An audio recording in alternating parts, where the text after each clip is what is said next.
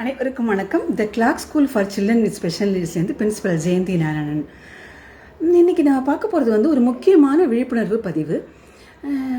என்ன அப்படின்னு சொல்லி பார்த்தீங்கன்னா, கரு உருவதற்கு முன்னரே சில முறையான உடல் நல பராமரிப்பு, மனநல பராமரிப்பு, வாழ்க்கை முறை பராமரிப்பு, இது மூலமாக மாற்றுத்திறனாளிகள் குழந்தைகள் பிறக்கிறத நம்ம ஓரளவுக்கு தவிர்க்க முடியும் அப்படிங்கிறத பற்றின ஒரு பதிவு இது.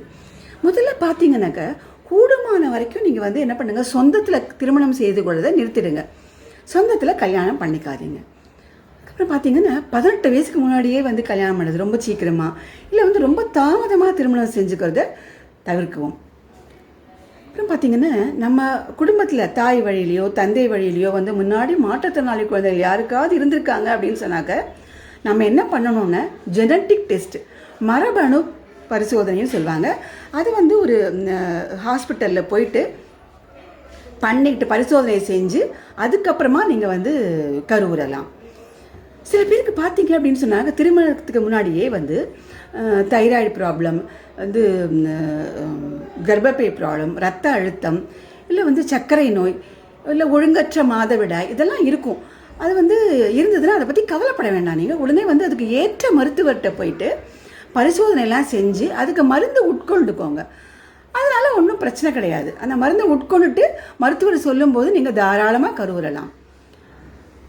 அடுத்தது புகைப்பிடித்தல், புகையில போடுறது, இல்லை மது அருந்துதல், இல்லை போதை மருந்து அருந்துதல், இந்த மாதிரிலாம் இருந்ததுன்னா தயவு செஞ்சு தவிர்த்துருங்க.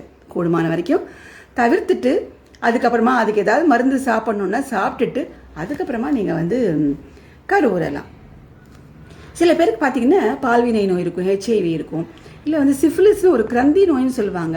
இதெல்லாம் இருந்தது அப்படின்னு சொன்னாக்க சரியான மருத்துவர்கிட்ட போயிட்டு அதுக்கு மருந்து உட்கொண்டுக்கோங்க. நீங்கள் கண்டிப்பாக உடல் நலத்தை கண்டிப்பாக நல்லா வச்சுருக்கணும்.